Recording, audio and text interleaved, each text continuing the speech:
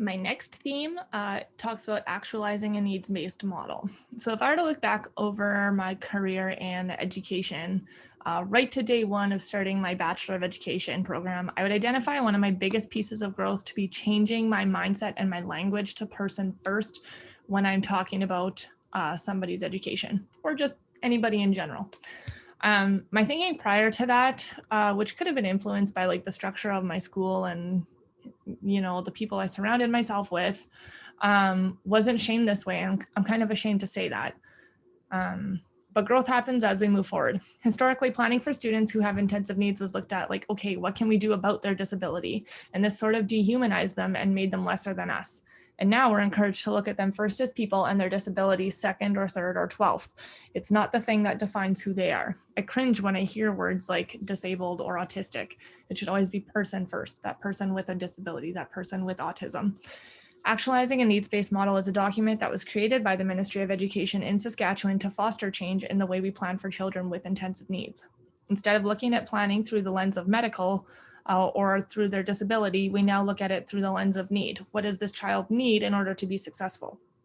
Don't worry about their disability, right? The age-old question that teachers ask is, what is his or her diagnosis? And I think that there's a time and a place where this question could be asked, but the first question that should come from a transitioning teacher's mouth is, okay, what does this student need in order to be successful at school? This is what really matters. Sure, a diagnosis may aid us in planning, finding interventions, providing students with beneficial tools, but we do not necessarily need a diagnosis to do these things. What would you do if the child did have a diagnosis of insert whatever you want here, autism, ADHD, developmental delay, whatever it is, okay, now do that. What would you do if they had that? Okay, do that. In the document, Actualizing a Needs-Based Model, it identifies collaboration as the key to effective implementation. Collaboration distributes responsibilities for students, allows the team members to be heard and share their expertise, includes the family on important decisions about their children, and allows for a more comprehensive program planning for the student. Collaboration should not be seen as an inconvenience for teachers, parents, outside agencies, whoever.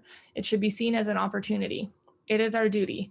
Approaching collaboration with an open mind, willingness to learn, and to try new things for your students is what's going to help your students succeed at school and in life.